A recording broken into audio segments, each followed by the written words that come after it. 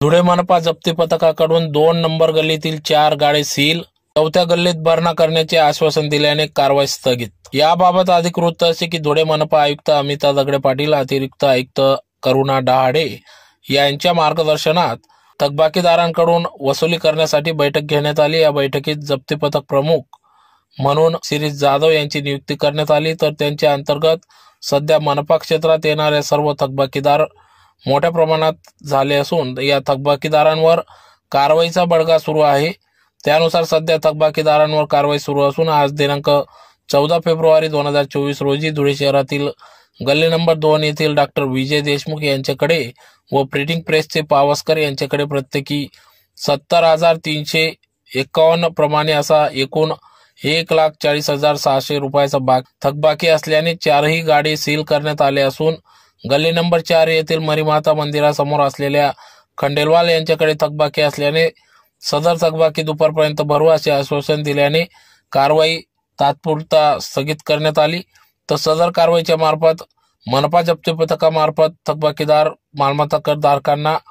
लवकरात लवकर आपली थकबाकी भरावी असे आवाहन करण्यात आले असून अन्यथा आपल्यावर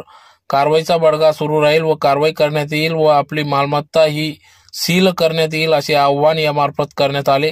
तर सदर कारवाई प्रसंगी जप्ती पथक प्रमुख तथा वसुली अधिकारी शिरीष जाधव, वसुली निरीक्षक मधुकर वडनेरे, अनिल सोडके तसेच सैंदाने सचिन पवार, गजानन वाघ, हेमंत खैरनार आदी सर्व पथक या ठिकाणी उपस्थित होते। धुळे शहरात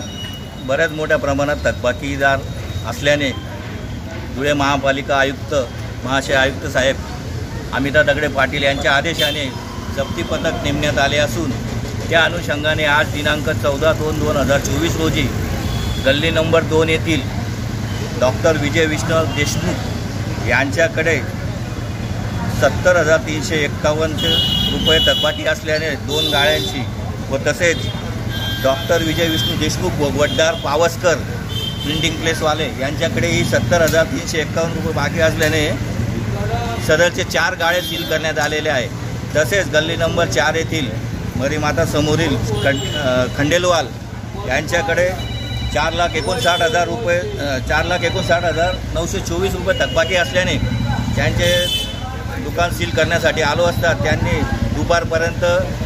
भरण्याचे आश्वासन दिल्याने सदरची कारवाई स्थगित करण्यात येत आहे। तरी धुळे शहरातील तमाम नागरिकांना मालमत्ताधारकांना कळवण्यात येते की ज्यांच्याकडे थकबाकी असेल त्यांनी त्वरित महापालिका कार्यालयात येऊन मालमत्ता कर व पाणीपट्टी कर भरावा व जप्तीची कटू कारवाई टाळावी ही विनंती।